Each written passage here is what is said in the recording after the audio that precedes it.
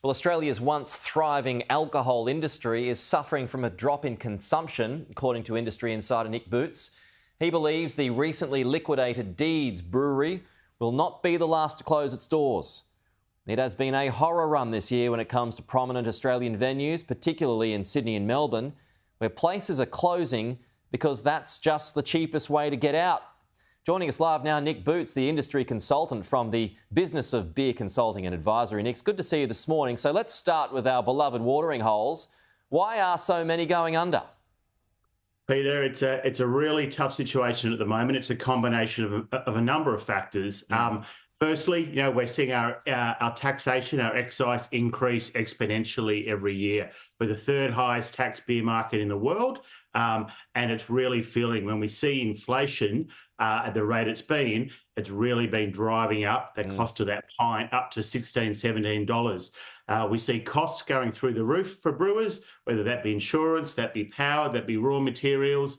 The list goes on. And the situation is that we also have a market with two major overseas brewers that command 85% of the market. So actually the access for the Australian-owned small independent brewers to get on a local tap is really tough to do.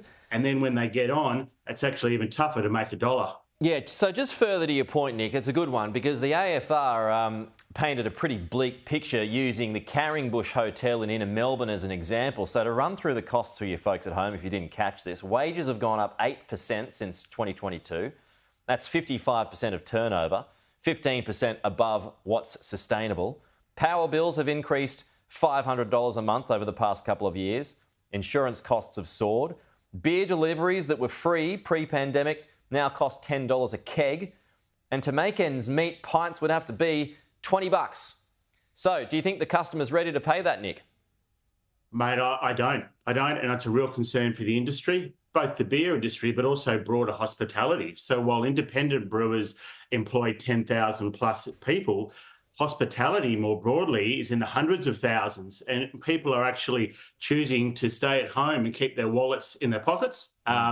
And the industry and the economy in general loses. And the independent brewers and the broader beer industry reached out to the government for a bit of relief at the recent budget process, and unfortunately, got nothing. And the government seems to view the beer industry more as a revenue stream rather than something worth investing in those jobs of the people who work in the industry. So what do they got to do, Nick, to ensure survival of these businesses? And some of them have been around for decades.